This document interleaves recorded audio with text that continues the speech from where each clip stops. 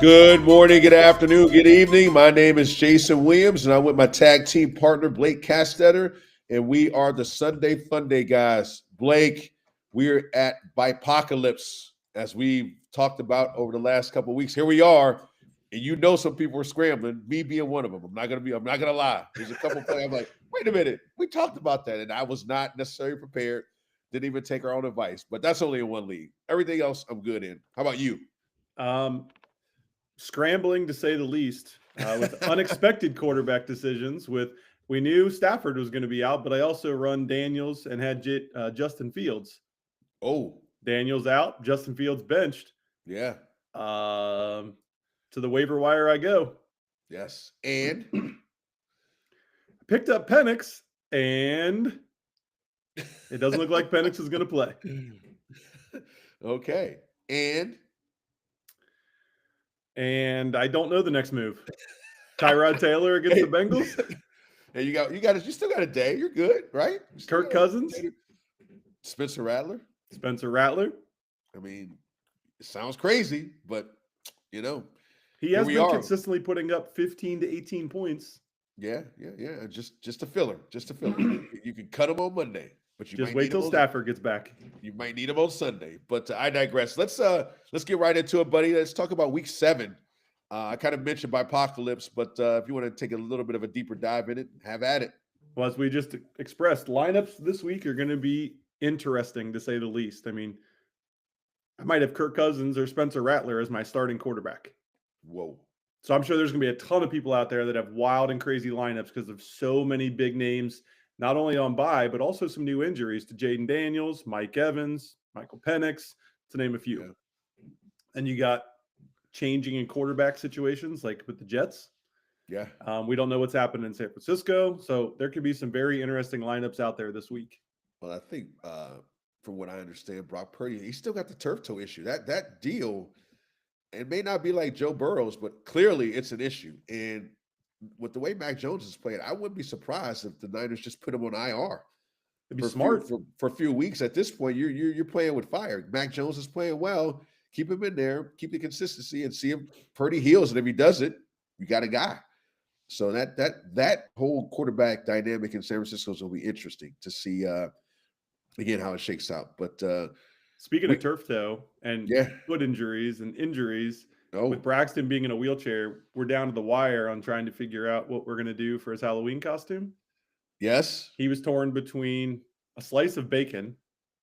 I love bacon. I do too. I was like, dude, I'll be an egg, and I'll push the wheelchair around. We'll be good to go. Yeah, I like that. And then the second idea is Joe Burrow and Joe Flacco. I like that. He's already burrowed up. Maybe I could find some different ailment things, like a sleeve for his arm and something for his wrist. Yeah. I'll throw on an old Bengals jersey and tape it up to be 16. I totally forgot Halloween is Friday, but to your point, Jax, he either wants to be Kendrick Lamar halftime special last year, or Jamar Chase with a crown on his head. Get it? All right. Triple crown winner. Yeah, there we go. So the one is going to be easier than the other, but we'll make the call at some point. We're getting down to the nitty gritty. Time's a ticking, brother. Yeah, we got to make a call sooner or later. So Halloween, always a good time. What's your favorite candy before we get into the favorite Halloween candy? Oh man, I do enjoy some candy corn. Oh, you're old school. Yeah, I love some candy corn. But if we're going to go regular candies, I'll tell you what. So with Braxton's injury, he was gifted a bag of the Skippy peanut butter candies. Never heard of them. Skippy? Neither had I. Huh. And apparently when they were given to me, it was during the summer. It was still hot. I threw it in the back of my car, the whole basket, right? And this bag must have, they're normally like little balls, I guess. Sure. This thing, they must have melted and turned into one big ass brick. And he has no idea that he got it, because I literally opened it up and I almost ate the entire bag just sitting there gnawing on chunks. It was so good. I've looked for it everywhere. I can't find it at Kroger, Target, Meijer. None of them had it. I don't know where they got it from. So that might be my favorite candy. Skippy peanut. Is it crunchy? Is it like? I don't know, because it was melted and then formed into like a brick. So I was literally taking chunks off a big ass brick of like melted, reformed peanut butter candy. Wow. But I do enjoy some peanut butter. So Reese's is next in line. What about you? Reese's, and I love a good Twix, and my movie candy is definitely Twizzlers. Always been a fan of Twizzlers. So love the licorice, not black licorice, not the cherry, but the strawberry licorice. So Okay. but it's nice to talk a little candy before Halloween. Now it's time to get into week 8. Man, we're rolling right through this season, bro. Halfway through. Your quarterback start of the week fits the theme of a scary week, because that's digging deep. It was digging deep. I went back and forth, but to Blake's point, my quarterback start of the week is none other than Joe Flacco. And if you would have told me 2 months ago, I'd be starting Joe Flacco against the Jets, and Joe Flacco was with the Bengals, I'm like, okay, man, I've had enough of you. Like, we need to really discuss some issues that you're having. But again, we all know that Joe Flacco was traded from the Browns to the Bengals. Had a pretty good game against Green Bay, but obviously, and Blake, you were there, showed up and showed out against the Steelers last Thursday to the tune of 31 for 47 for 342 yards and 3 touchdowns. Joe 2.0 is now settled in as quarterback for the Bengals for the rest of this year. And he's going against the Jets team, let's be honest, that just is struggling. They can't do anything offensively. They play pretty good defensively, but at the end of the day, the Jets are the Jets. They are by far the worst team in the NFL. Now, how does that bode for Survivor? We'll talk about that a little later, but I think it bodes extremely well for Joe Flacco. He's built the chemistry between Jamar and T, and I like that chemistry a lot, getting the ball out of his hands quickly because of the deficiencies of our offensive line. I don't think he'll perform like he did against the Steelers, but Joe will make it happen and push for top 10 QB status this week for sure. I like it, and you'll see that in my wide receiver start of the week. Oh, really? Yep. All righty. All right. Who's your guy this week? So you're saying the Jets are by far the worst. I think the Dolphins are pushing that. I think there's going to be a competition for worst team in the NFL here soon, because 1A and 1B. I agree. Yeah. And then Tennessee shortly behind them too. Yeah. You got a couple good teams to pick on in Survivor. Yes, for sure. My start of the week, and it's the obvious one, was Bo Nix. He's facing Dallas, and anyone that has him is going to start him. So I'm struggling to use him as my start of the week this week. Every quarterback that's played against Dallas has scored at least 23 points. Every single quarterback. So I'm going a little deeper. I'm going to look at you. Yeah. Caleb Williams. Another matchup that any fantasy manager should be targeting. You got Baltimore. Second most points allowed to the quarterback position, but their defense is getting healthier. But 3 quarterbacks have scored 35 or more points. Healthy, not healthy. 3 quarterbacks have exceeded 35 points against Baltimore. Caleb has a shot to be a top 5 QB this week. And it does look like Lamar is going to suit up this week. So Lamar plays, they're going to put up points. It could end up being a shootout, and those are games you want to have a part in. Yeah, you did take a deep dive. So we're telling you to start Joe Flacco and Caleb Williams. So there's definitely an apocalypse going on in terms of fantasy at the QB position for sure. But yeah, no, I mean, it makes sense if you look at the stats. I mean, Baltimore, they're coming off a bye. They are getting healthy, but we don't know what that looks like until they actually play the game. And let's be honest, Chicago's been playing well. Caleb's kind of settled in, with the offense, and he's making the right calls, making the right decisions under Ben Johnson. And it's amazing what a good coach can do for a quarterback. And Caleb had a rough week last week, but I think he's going to bounce back this week. Yeah, he didn't do great, but again, the Saints, they're not bad. No, they're sneaky. They are in a lot of games, and there's more to that on that to come too. Exactly. We'll go to the sits of the week. So my sit of the week this week is Jackson Dart, QB 11 in ESPN. His primetime debut, Blake, against the Eagles was a rousing success, but that was at home on a short week. It was a Thursday night. Also, caveat: Eagles were without Jordan Davis and Quinyon Mitchell. Jordan Davis, best defensive lineman, maybe in the league. Quinyon Mitchell, best defensive back on the Eagles, maybe top 2 or 3 defensive back in the league. With the defense at full strength, Blake, I expect the Eagles to find a way to shut down Dart, Scatterbo, and the Giants' offense. One thing to keep in mind, the Giants wide receiver group reads as follows: Wendell Robinson, Darius Slayton, and Jalen Hyatt. Now, we're not talking about Jamar and T or anybody like that. We're talking about these guys. Serviceable, but none of them are number ones, barely even number twos. That doesn't scare me at all. And I can't believe it will scare the Eagles. I see Jackson Dart struggling this week and definitely not QB 11 as ESPN had him ranked. I don't see that. It's the ground game. Yeah. Doing it with his legs. He gets that high floor just because he puts up 30, 40, 50, 60 yards rushing. Yeah, but I think the Eagles haven't watched the tape on him now for what, 3 weeks, 4 weeks? Again, sometimes the book gets out on you real quick, and they'll be ready. And it's a division matchup. Sure. Yep. Yeah. I'm sitting Jordan Love this week against Pittsburgh. And if you watch the Thursday night football game against the Bengals, you know you can pass on Pittsburgh. Yeah. So it looks like a great matchup on paper. My concern is that Love hasn't really been throwing the ball. He's only had 30 attempts or more twice this season. Over the past 2 weeks, he's averaging 27.5 attempts. While Pittsburgh has allowed the 5th most points to quarterbacks, they've only allowed 19 or more to one. Yeah. Pitt's defense looked like it did last week. I have a feeling, just like with Chase Brown, first time breaking 50 yards, I think it's going to be a heavy dose of Josh Jacobs. And then if the game script gets out of hand, because Green Bay's run defense is solid, they're going to shut down the run. And I don't know how well they're going to pass against them. The game script might go more towards a running script as well. I don't like Love this week. I don't think he's throwing enough. He does get a weapon back. It does look like Christian Watson's coming back. I don't think it matters. I don't trust any of their wide receivers this week because I don't think there's enough attempts to go around. I'll be honest with you.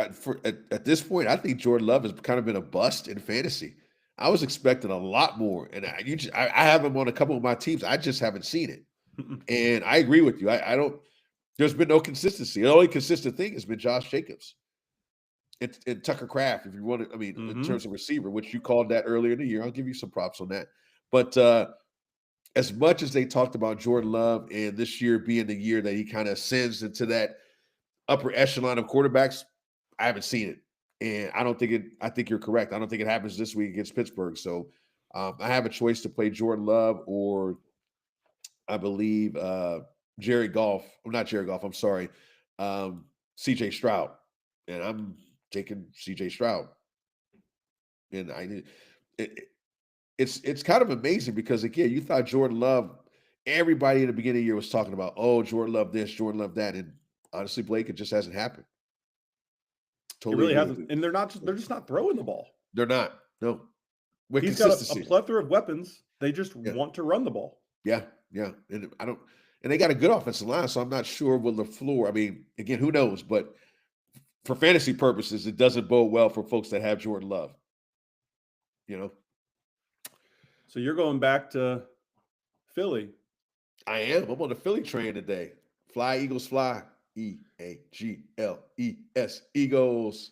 My start of the week at running back, Saquon Barkley. Yes, I know, Blake, regression. Your favorite word, regression, folks. I told you.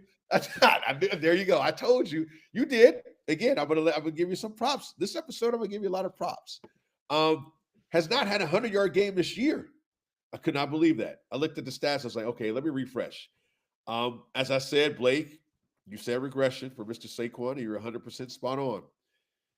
Even though the Giants hold up well against the run, I think this week will be different. Now, A.J. Brown is out. So that is a big loss for the Eagles in terms of the passing attack. I think the Eagles lean heavily on Saquon and don't want to put the ball in Jalen Hurts' hands too much, with only the Slim Reaper as the beneficiary of his passes, maybe Goddard.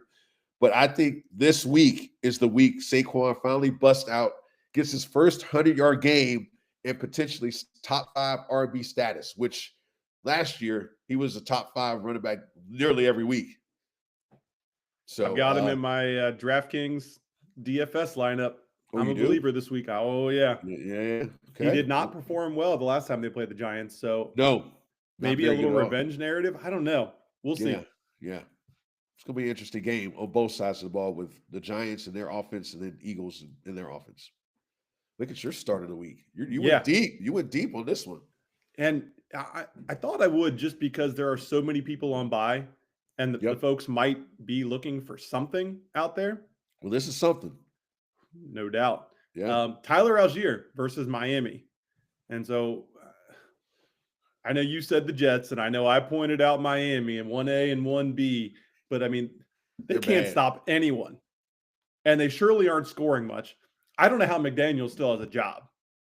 Like I know we shared the meme of the screen of the zoom in on Josh McDaniel's play call sheet with his resume. Yeah. I feel like this entire organization is collapsing. I mean, Waddle's hurt. They can't run the ball. They can't pass the ball. Tua's guaranteed to throw an interception or 6. And he's making $200 million. Yeah. That's a problem. Yeah. I think he's thrown 6 interceptions in the past 2 weeks. He's on Geno Smith level. Yeah. Holy cow. Yeah. Right.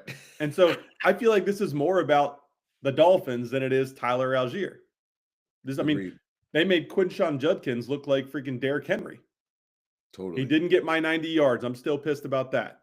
But they called off the dogs too. They did. Yeah, they did. But he did score 3 times. Right. So here we are. Yeah. The Dolphins they are 32nd in most, they allow the most rushing yards per game, and they've allowed the 4th most points to running backs. And running back has scored 16 or more in each of the last 6 games, Jason.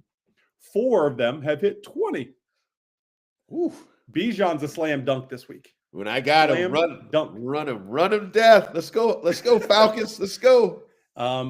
If you have Algier and you're dealing with buys, this isn't a bad play, in my opinion. Now, keep an eye on the injury report, though. Algier is dealing with something. He's questionable. So if he doesn't go, we have a late for you in our next episode that you need to keep your eye on as well. Oh, look at you. Your segues are getting so much better. Wow. You can feel confident firing up Tyler Algier as an RB3 or an RB2 or a flex play this week. Agreed. 100%. No question. Miami's terrible. The run defense is terrible. The team is terrible. What's going to happen is the Falcons will probably get a couple turnovers, which means more possessions for Algier and Bijan. And again, if Kirk Cousins comes into the game, you would have to think the game script will be heavy run. Considering they can't stop the run, I think they'd be stupid to do anything else. Exactly. Drake London might not be a strong play this week. Yeah, he might be a flex at best. Yep. Unfortunately, you're going to be stuck starting him because of all the buys. Sure. Exactly. I like that pick, buddy. That's a sleeper deep pick. Nice job on that one. Let's get into the running back sits of the week. My running back sit of the week is Javonte Williams. Now, Blake, this guy's an early candidate for a Sunday. Mm-hmm. Comeback fantasy player of the year. I mean, I had him last year and he was a dud, and I'm still fired up about it. But this year, he's kind of resurrected his career in Dallas, and nobody saw this coming. Speaking of coming, he's got a homecoming this week against the Denver Broncos, his former team last year. Now, Denver ranks 9th in rush yards allowed per game at 93 and 6th in average yards per rush attempt at 3.8. So pretty good. This game will be all about strategy. The Broncos want to stop the run, I believe, force Dak to pass. And the only reason I say that is because they got 2 stud corners. We already know about Pat Surtain. So most teams will want Dallas to run the ball. I think Denver wants to have them throw the ball and give them opportunities in the secondary to make plays. That may not be the best strategy, but again, when you have the best corner tandem in the NFL, you take your chances.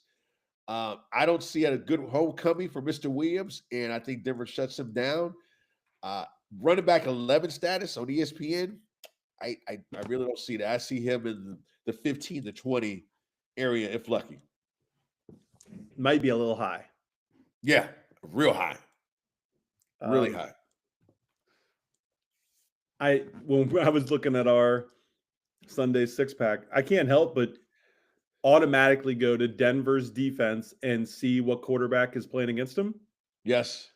Because they again crushed the quarterback running under. Yeah. I think he had 5 yards. Jackson Dart? Maybe it was 11 on 5 carries. That's crazy. They're still under 100 yards total for the season on quarterback rushing. Wow. And they've played some serious running quarterbacks. Quarterbacks, yeah. Yeah. Yep, for sure. So I think Dallas wants to pass the ball this week. So you're I saying think they do. You're saying take Dax under in rushing yards, which won't be a lot. No. That'll be an interesting play because it won't be over 10 yards. No. Yeah. I didn't even go to it because I was like, oh, Dak, he's not much of a rusher. It's not as exciting. So I stuck with the tight end day. Gotcha. But I do like the Javonte sit. I've got a couple Dallas players later, maybe in the next episode. Stay tuned. Yes. But speaking of Quinshon Judkins from last week and him looking like Derrick Henry, this is not the week. Oh. Quinshon Judkins, welcome back to reality. You destroyed a team in Miami that is awful. This week you're facing an actual defense. You're heading to New England. And not only are you facing an actual defense, you're actually facing a team that's good at stopping the run. Dare I say elite. Number 2 in the NFL. Number 2 in the NFL. Allowing only 77 yards per game, and they still have yet to allow a 50-yard rusher. Wow. That's a stat for you. Halfway through the season almost. Yeah. And not a single rusher has hit 50 yards. Judkins will not go back-to-back. He's probably still going to be in your lineups again because of Bipocalypse. But again, manage your expectations. You're looking at an RB3 in the flex position. Yeah. If he ends up getting into the end zone, maybe RB2. Bonus. Yes, it would be a bonus. That would be a bonus. No, I can't like count on it though. Yeah, I mean, New England, even going back to the Brady days of Belichick, they've always been pretty stout against the run. It just seems like that's their MO. Like they've had issues with some secondary things, but you can bet that New England's going to stop the run. I mean, they're a traditional football team. They're going to run the ball and they're going to stop the run. That's the way New England's been built since Belichick started, and now Vrabel's doing the same thing because obviously he's a disciple of Belichick. But to your point, Judkins could get a touchdown, maybe a garbage touchdown, but in terms of that 50-yard mark, that's going to be really tough to hit against New England. Yeah, I should have taken a peek at his over-under on rushing yards, given that 50-yard total. I'm curious what DK has it at. It's not going to be high. I can tell you that. I don't have it in front of me. But once you get into your wide receiver start of the week and I'll look up Judkins. Fly, Eagles, fly. I'm still on the Eagles kick, man. I am all over Philly. My start of the week is Devontae Smith. He's wide receiver number 8, which is probably his highest ranking to date this year.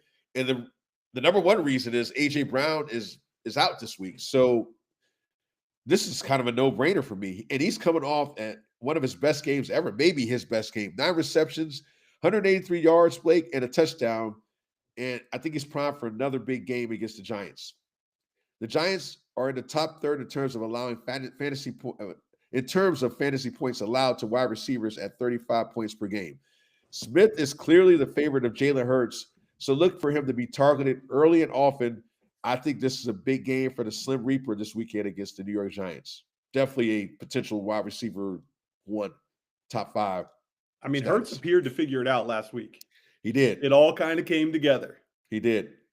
But Minnesota's defense blitzed a lot, and it'll be interesting to see if the Giants mirror that or they feel like they could get home with their front four and then play some zones. So that's going to dictate how Hurts, because if Hurts does really well against man-to-man for the most part, and then in zone, he kind of struggles a little bit. So that's kind of, again, the game within the game. But I like Devontae Smith this week big time against the Giants. All right, so Quinshon Judkins. You want me to guess? 67.5 rushing yards over under. Ooh, there's your under. There's your under. Play the under. You stick with it? Oh yeah, there's your under. 67? But they're not even giving up 50? They've never once given up 50. With a rookie quarterback. Again, look, you got to think of the whole picture. Why would New England, they want to make Dylan Gabriel throw the ball. And he's not looked good. No, he's not. So definitely take the under on that. I'm gonna have to jot that. I'm gonna have to jot that one down. Oh, look at your start of the week. Yeah, I told you we're coming back to Cincinnati. I believe Flacco might have reinvigorated the T. Higgins train. Yes. On the whole Bengals offense. In fact, I mean, Chase Brown broke 50 for the first time. Yeah. T. Higgins, welcome back. Through the first few weeks, T was looking like a big bust. Whew. He'd only broken 33 yards one time in the first 5 weeks. One time. He did score 2 touchdowns during that time frame, but only one time did he break 33 yards. Since Flacco, 11 for 158 and 1. And Wow. it could have been 2. Yep.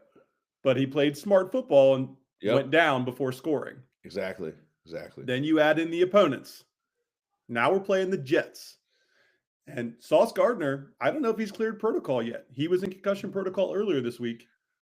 I haven't looked to see if he cleared, but if he doesn't clear, Flacco, T, and Jamar. Start Everybody. them all. Yep. Higgins could be Carl Pickens. 10. Carl Pickens, bring him back. Bring him back. Tim McGee, bring them all back. Oh, goodness. Yeah. But my sit of the week, I talked about the Dolphins, and I keep picking on the Dolphins. It's because I'm sitting Waddle. So there was a lot of research into this one. Currently ranked at wide receiver 22 on the week based on Fantasy Pros. Oh. And I can see that given all the buys and injuries, et cetera. So it moves him up. Sure. I still don't believe. Like I said, Tua has thrown 6 interceptions in 2 weeks. Now, the weather in Atlanta is going to be a lot nicer than the weather was the previous week against Cleveland in the Dome, right? So there's that. But Atlanta's defense is not only sneaky good against the pass, they're very good against the pass. They're good. Second fewest points of fantasy points allowed to wide receivers. Only 2 have scored 12 PPR points or more against Atlanta this season. As a whole, they're allowing the fewest yards, 141 passing yards per game. That's like a run defense. Defense wins. Lowest percentage of explosive plays in the league at 5.8%. Their average QBR allowed this season, 75.1. No QB has exceeded 180 yards on the season. So I know I said the average was 141. Not a single one has exceeded 180. Passing. Wow. Josh Allen. Nope. Wow. And no receiver has. Baker Mayfield? Nobody. It has not happened. That's amazing. And no receiver has received or had more than 81 yards receiving in a game. What? Not only all of that, but Waddle was put on the injury report Thursday. He had a rest/hamstrings. I didn't say hamstring. Oh, you said I said hamstrings, plural. Ooh, you only got 2 of them. And you're telling me that he's wide receiver 22 with Tua as a quarterback? And he's banged up going against the league's second best pass defense? Get out of here. He's a wide receiver 3 flex at best this week. Wow. That might bode well for my late in the next episode. Saw that. Yeah. That was a lot. I don't want to toot my own horn, but I did peg Atlanta this year in terms of, hey, they spent some draft capital on defense. You did. And those guys are showing up, and they're playing well. All those stats kind of bear it out. They are a top 2 or 3 defense in the NFL. And if you would have said that at the beginning of the year with their issues of the previous years, people would have been like, you're crazy. But the young guys are starting to play good. The veterans are doing. They still got Jesse Bates. That secondary is really good. Waddle. If he's got hamstrings issues too. Again, you only got 2. So with that being said, this one it seems like a no-brainer. If you got better options, even on the waiver wire, there may be a better option on the waiver wire. Like again, look at guys with targets. Who's getting the most targets? But yeah, Waddle. Yeah, 22. I don't see that either. I don't know how that happens. I can easily rattle off a handful of names that I'd rather have at wide receiver than no question. Than this. Yes. Hey, I like that one, buddy. You're solid. You did your homework this weekend. Not that you don't every time, but yeah, you really did some deep dives. I'm impressed, man. I'm not easily impressed. But let's move forward to the tight ends. I'm going to keep mine short and sweet. Listen, the Bengals are playing the Jets. The Jets do have a decent tight end, and it's Mason Taylor. Now, he's been kind of a roller coaster, right, Blake? He's kind of been up, kind of been down. You know this way better than I do, but he's going against the Bengals. I don't need to get into this. We've been over this, seems like 2 or 3 times every year when it comes to the Bengals and covering the tight end. They never cover the tight end. Hence the reason I'm taking Mason Taylor. Period. No stats in the story. Blake, you're up. Even though he's banged up and we don't know who his quarterback is? Don't care. Okay. Don't care. I don't care. There's more on that to come here in I get what you're saying. Like you would think in an ideal world this would be a good matchup for the Bengals, but I don't care. And I'm going to the game Sunday, so I will have firsthand knowledge on how Mr. Taylor is doing. Oh, look at you. Steelers tight ends. Yeah. I don't know which one to pick. I really don't. The Steelers tight ends this week are the play, but which tight end do you have? If you have one, you can feel comfortable starting him. I prefer Muth.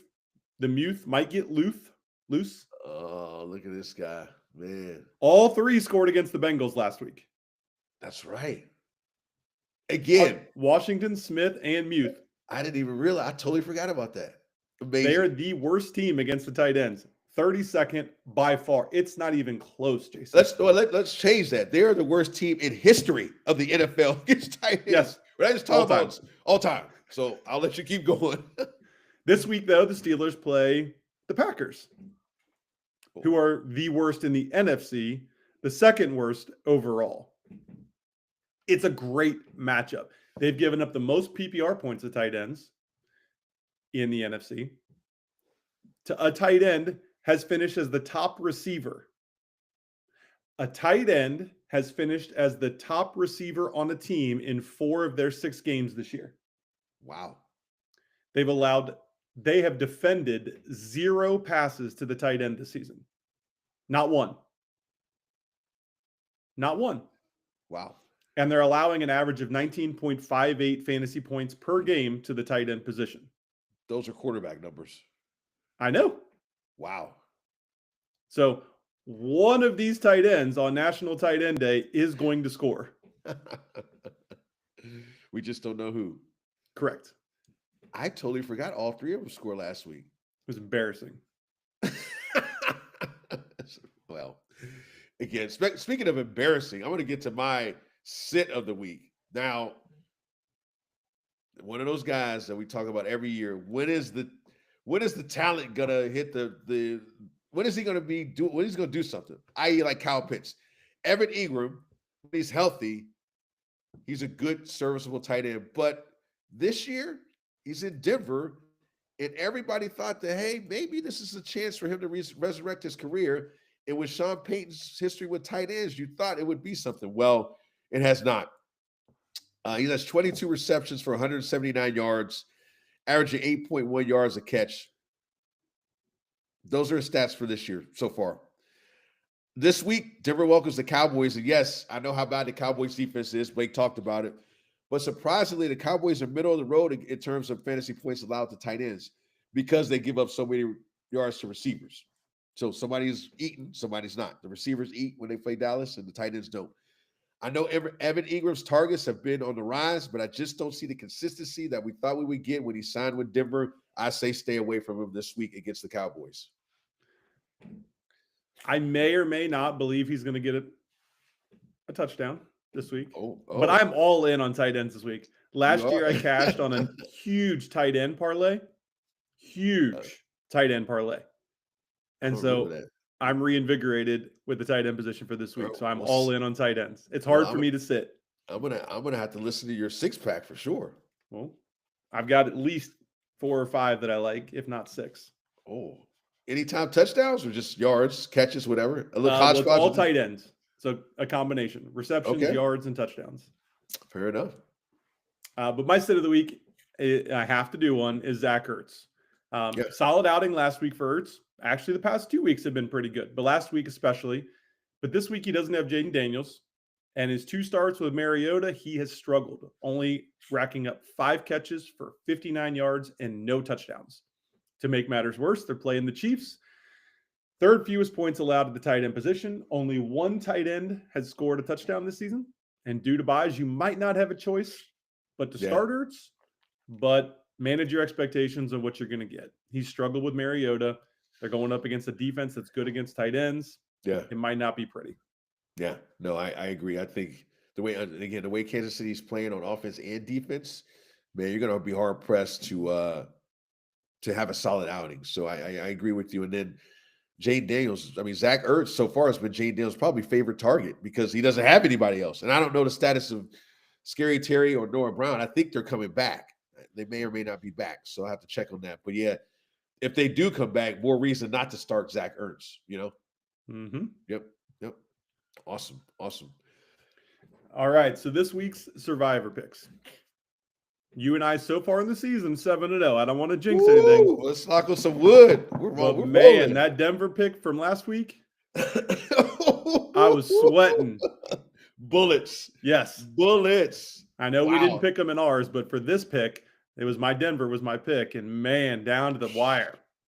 Literally. This week's game might end up being close. My pick this week is Indy, and it might end up being close as well because it is a division game. I don't think so. Go ahead. No? Okay. If you haven't used Indy, now's the time to use them. They are legit, and they have literally very little future value at all left, if any. They're at home against one of the league's worst teams. They're favored by 14.5. This is going to be, without question, the popular pick of the week. They have an 89% win probability. If you're looking for something a little more contrarian, but also teams with very little future value, you could also look at Cincinnati and Atlanta. Ooh. You got Miami and the Jets. Again, we're picking on Tennessee, Miami, and the Jets until further notice. So those three teams all have very little future value in Atlanta, Cincinnati, and Indy because they've got some tough matchups ahead. Yep, agreed. The last team that was favored by 14 was the Chiefs last week, and look what they did to the Raiders. Slaughtered them. Destroyed them. That game was that's one of the worst games I've ever seen a professional football team play. I think they had 3 first downs going into like the fourth quarter. It was bad. So this pick makes sense. I don't see, because it's a division game, any cause for concern. I think the Colts are playing well. I think Jonathan Taylor and Daniel Jones are playing well. Tyler Warren, my guy, is balling out. And the Titans are a mess. They got a new coach. Cam Ward's trying to figure it out. And honestly, this is not the team to try to figure out. Lou Amarillo's defense, old Bengals defensive coordinator, has showed up. And I just don't see any way Tennessee. This could be ugly, quick. Ugly quick. I forgot to tell you, Jason. I had this noted. Uh-oh. Did you see Tua's QBR last week? No, I did not. Should I have? 24.1. Ooh. And how much are they paying him? Right.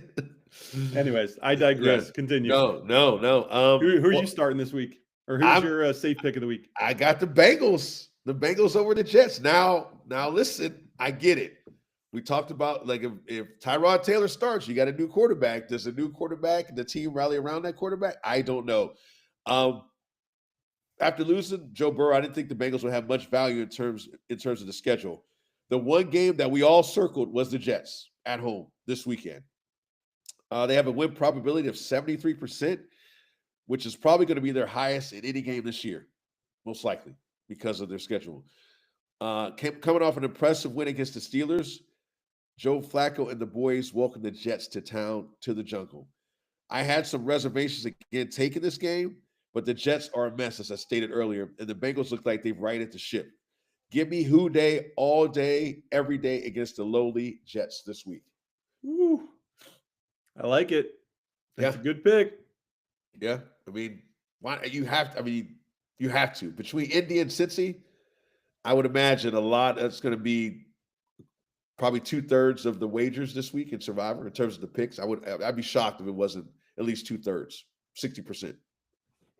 Why don't you go ahead with your caution pick, and I'll look up what the projected pick popularity is. There you go. My caution pick this week is Tampa over New Orleans.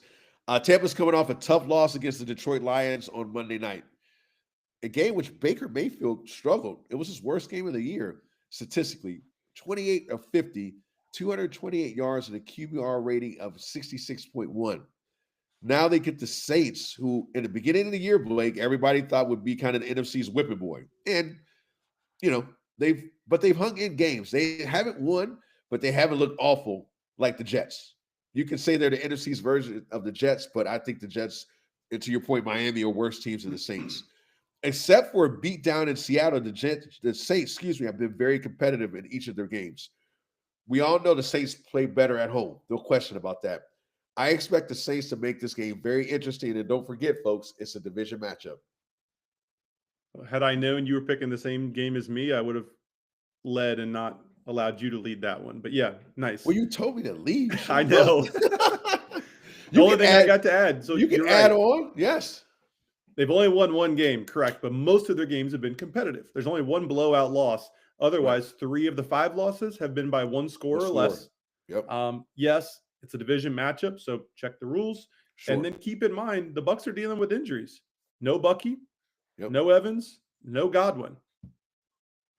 And Ibuka, he's Banged on up. the injury. Yeah, he's banged up. Yeah, he's banged He played up. through it last week. Yeah, yep. So definitely caution pick that Tampa over New Orleans. You got something for me, buddy? Yeah. So top 3 most popular picks this week based on projections. Sure. You've got Indy at 31%. Yep. You got Atlanta at 25.9. Oh. And you've got Cincinnati at 15.9. Interesting. I didn't even consider the Falcons, but that makes sense.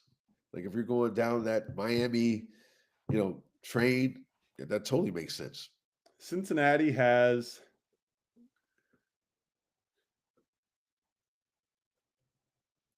based on numbers right now, a game against Miami and a game against Arizona and a game against Cleveland, 16, 17, 18 weeks where they could be used again. Otherwise, they're not favored in any games up until week 16. So they have very little future value. Very little. So that's a great pick. Yep. Atlanta has some future value because they've got Carolina, New Orleans again, and the Jets, and then New Orleans again week 18. But those go ahead. I would say Indy has very little as well. They've got Pittsburgh. They're favored against Pittsburgh, Atlanta, Houston, Jacksonville, San Francisco, Jacksonville, Houston. But it's all like close 3-point spreads as projected right now. So there's not a whole lot of future value for any of these 3 teams this week. And all 3 of these teams should be pretty safe picks, in my opinion. There might not be a lot of people that drop out this week. I hear you. And then you got with Atlanta, if you're going in that NFC South, man, it's you don't know who's going to win. I mean, Carolina beat Atlanta 30-0. So, I mean, you those games, that division specifically, you might want to stay away from those games, i.e. Tampa, New Orleans. Mm-hmm. Perfect case point. Like Tampa, New Orleans, I have a feeling that's going to be a lot closer. Again, i.e., as I talked about last week, Green Bay going out to the desert. I mean, Arizona probably should have won that game. Mm-hmm. But it was closer than a lot of people expected because, at some point people are due to win a game. Like as much as the Jets are bad, I'm a little nervous about it because at some point they're due. I don't think it'll happen this week, but it will happen at some point. And you, as a survivor, participant, you don't want to be on the other side of that. That's a bad feeling because we've been on that side. Not good. We have. Not good. Man, in terms of the social media aspect, Blake, we've been getting some traction. A lot of questions on the fantasy football advice page. On that page, let's go back to that. I did see one today that I liked, and I wanted to ping you on. You did ping me, and I responded. No.